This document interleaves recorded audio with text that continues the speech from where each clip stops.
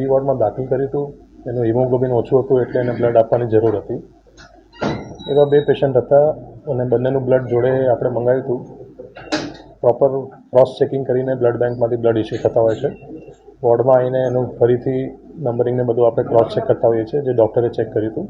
અને બંને blood room temperature પર થઈ જાય, ફ્રીજમાંથી આવ્યા હતા એટલે રૂમ ટેમ્પરેચર પર કરવા માટે આપણે ત્યાં રાખ્યા હતા. એવામાં એક ઘટના ઘટી ગઈ કે બીજા પેશન્ટનું બ્લડ બીજા પેશન્ટમાં ચડાવવામાં આવ્યું હતું. તો તરત જ એની જાણ થઈ ગઈ અને હાર્ડલી 5 mlથી બી ઓછું બ્લડ ગયું હશે કે આપણે બ્લડ સ્ટોપ કરી દીધું. પ્રોફાઇલેક્ટિકલી આવો જ્યારે પણ બ્લડ રિએક્શન આવતા હોય છે, એવું જરૂરી નથી કે બીજા કોઈ બ્લડ ગ્રુપથી જ રિએક્શન આવે. સેમ બ્લડ ગ્રુપનું બ્લડ બી ક્યારેક ચડાવીએ આપણે તો બી બ્લડ રિએક્શન આવી શકતા હોય છે. તો આવા બ્લડ રિએક્શન અટકાવવા માટે જે પ્રોફાઇલેક્ટિક ટ્રીટમેન્ટ હોય, જેમ કે સ્ટેરોઇડ્સ છે, એવિલ છે, એન્ટી ઇન્ફ્લામેટરી ડ્રગ્સ છે, એ બધી તાત્કાલિક આપણે એને પેશન્ટને આઈસીયુમાં શિફ્ટ કરીને ટ્રીટમેન્ટ આપ્યું છે.